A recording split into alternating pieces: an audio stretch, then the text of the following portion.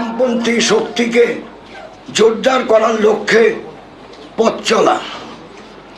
আমরা এবার বিধানসভা নির্বাচনে এই কাজের ওপর বেশি গুরুত্ব আরোপ করতে চাইছি এবং এই বিধানসভা নির্বাচনকে ঘিরে একেবারে উত্তর বাংলার জেলাগুলো থেকে শুরু করে দক্ষিণ বাংলার সব জেলায়, জঙ্গলমহলের জেলায়, সব জায়গাতেই আমরা রাজনৈতিক প্রচারটাকে একটু পরিকল্পিতভাবেই করতে চাই রাজ্য বামফ্রন্টের পক্ষ থেকে।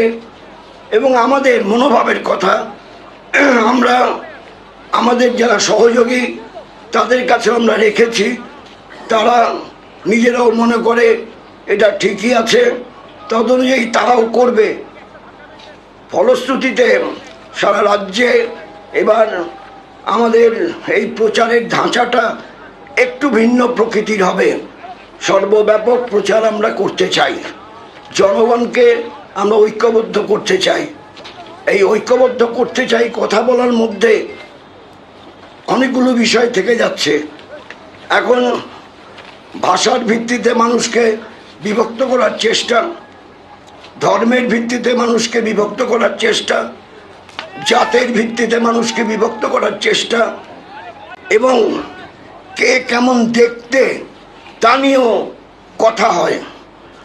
এবং এই ধরনের কথা মানে কেউ বাদ যায় না।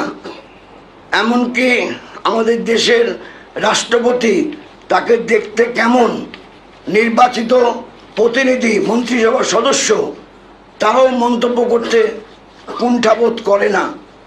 এইভাবেই মানুষের বিরুদ্ধে মানুষের যে